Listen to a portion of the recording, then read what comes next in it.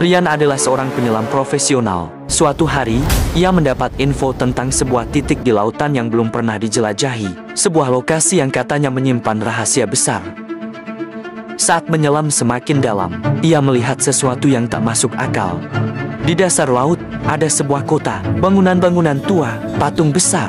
Seolah tempat ini pernah dihuni, tapi sekarang tenggelam. Ia mencoba mendekat, mengambil rekaman video, tapi tiba-tiba, suhu air berubah dingin. Sesuatu bergerak di kegelapan. Panik, Ryan ingin naik ke permukaan. Tapi saat ia melihat ke atas, ia sadar, ia sudah terlalu dalam. Dan cahaya matahari mulai menghilang. Apa yang sebenarnya ada di kota ini, dan mengapa tak ada yang pernah kembali untuk menceritakan kisahnya?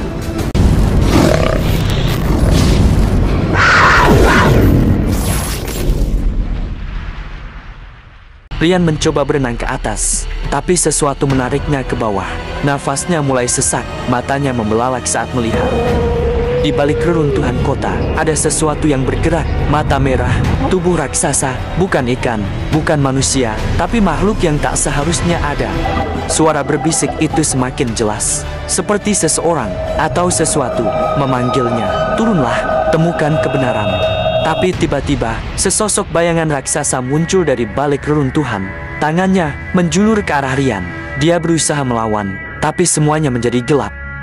Apakah ini akhir bagi Ryan? Ataukah sesuatu yang lebih besar sedang menunggu di dasar laut?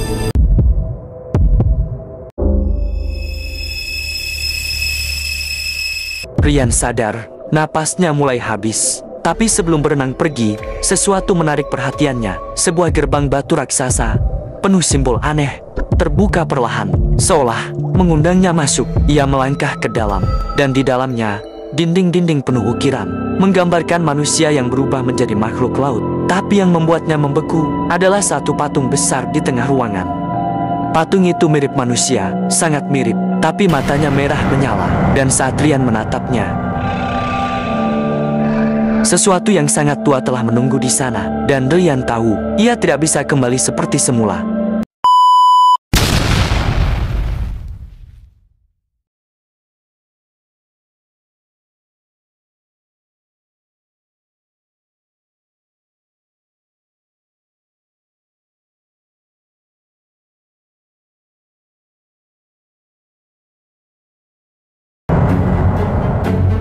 Malam itu, langit di atas Selataka tampak aneh. Tidak ada bintang, tapi suara laut seperti berbisik. Paraji, nelayan tua yang biasa menangkap cumi-cumi, menurunkan jaring seperti biasa. Tapi beratnya kali ini luar biasa. Saat ia menariknya, sesuatu muncul dari kedalaman. Bukan ikan, bukan cumi, tapi makhluk aneh.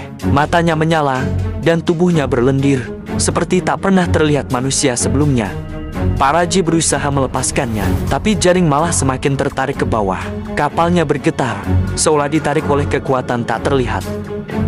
Keesokan paginya, hanya sisa jaring yang ditemukan, dan sebuah ukiran aneh di papan kapalnya. Sampai hari ini, tak ada yang tahu makhluk apa yang ia temukan, dan mengapa laut menelannya hidup-hidup.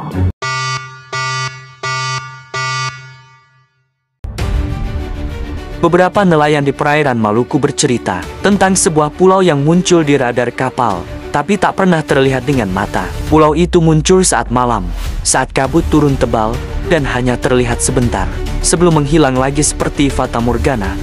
Orang menyebutnya Pulau Halimun, pulau yang dikatakan menyembunyikan harta karun, atau lebih buruk lagi, menyembunyikan sesuatu yang tak boleh ditemukan. Beberapa yang mencoba mencarinya, tak pernah kembali. Yang kembali, hanya bisa bicara terbata-bata, dan tak pernah melaut lagi.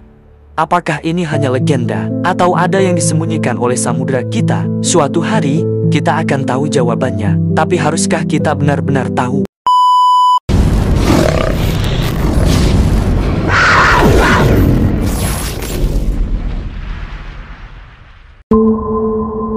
Tahun 1997, NOAA Badan Kelautan Amerika mendeteksi suara aneh dari kedalaman Samudra Pasifik. Mereka menamainya The Bloop.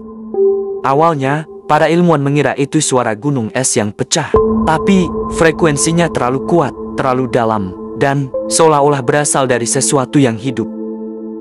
Beberapa peneliti percaya, suara itu datang dari makhluk raksasa yang belum pernah kita lihat. Makhluk yang tidur di palung terdalam. dan mungkin kini terbangun.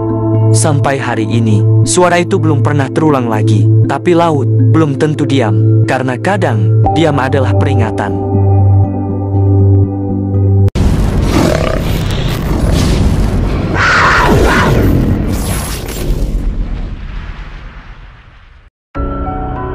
Awalnya cuma titik kecil di cakrawala. Kapten Dewa pikir itu kapal nelayan. Tapi saat didekati, ternyata sebuah menara tinggi, hitam legam, berdiri diam di tengah laut dalam. Tak ada pintu, tak ada jendela, dan tak ada tanda-tanda kehidupan. Tapi saat malam tiba, menara itu memancarkan cahaya merah dari puncaknya. Lalu terdengar suara aneh, seperti sinyal. Kapal Kapten Dewa langsung bermasalah. Komunikasi putus, kompas berputar, dan suara sinyal makin keras, seperti memanggil sesuatu dari dasar laut. Sejak itu, tak ada yang berani mendekat ke koordinat itu lagi. Tapi konon, menara itu masih di sana, berdiri diam, dan terus mengirim sinyal.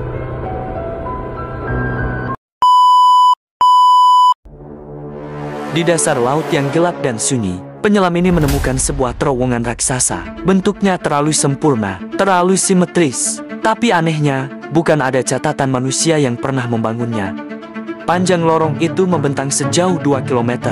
Dindingnya halus, tapi bukan dari beton, melainkan semacam batu yang tak dikenal dan tidak ada lumut yang menempel. Seolah-olah, lorong ini menolak waktu.